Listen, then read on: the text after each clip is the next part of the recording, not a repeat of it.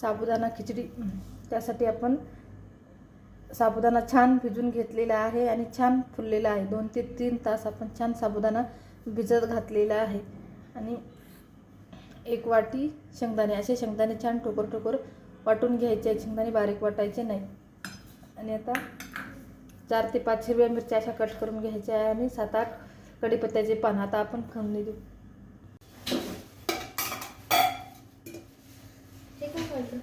2 चम्मच तेल टाकायचं.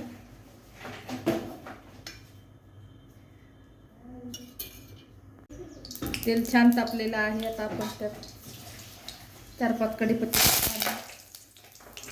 आणि मिरची आणि बटाटे.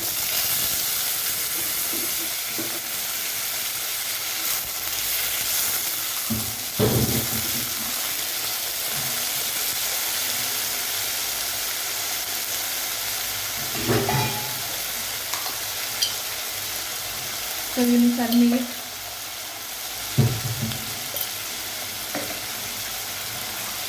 छान मिक्स करून घ्यायचं.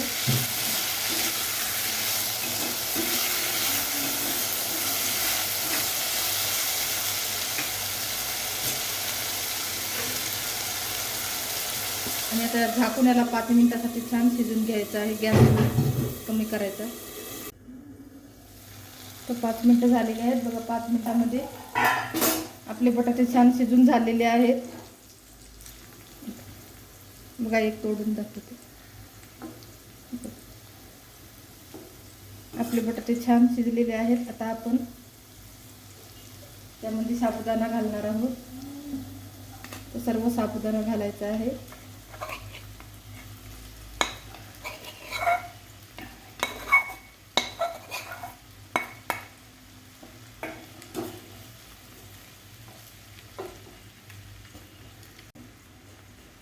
लगेच आपण शेंगदाण्याचा कूट टाकून घेणार आहोत.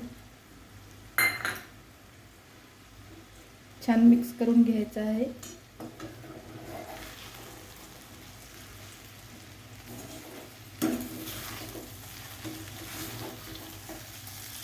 छान असं बुडापासून मिक्स करून घ्यायचं आहे, नाहीतर बुडाला लागतो. छान असं मिक्स करून घ्यायचं आहे.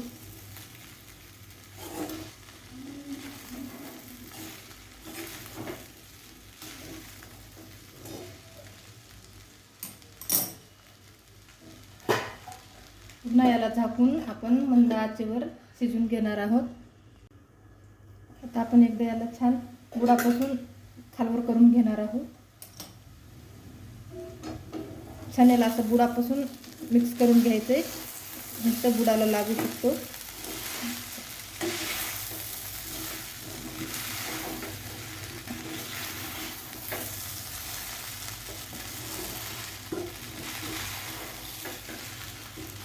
छान असा बुडापासून मिक्स करून घ्यायचा. पुन्हा आपण याला 2 मिनिटासाठी छान वाफवून घेऊ.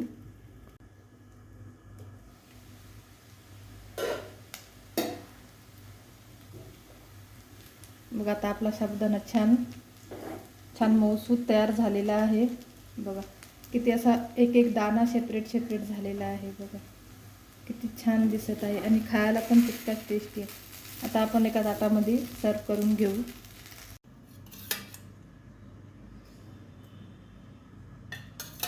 आणि थोडं दही तोंडी लावायला आणि मिरची.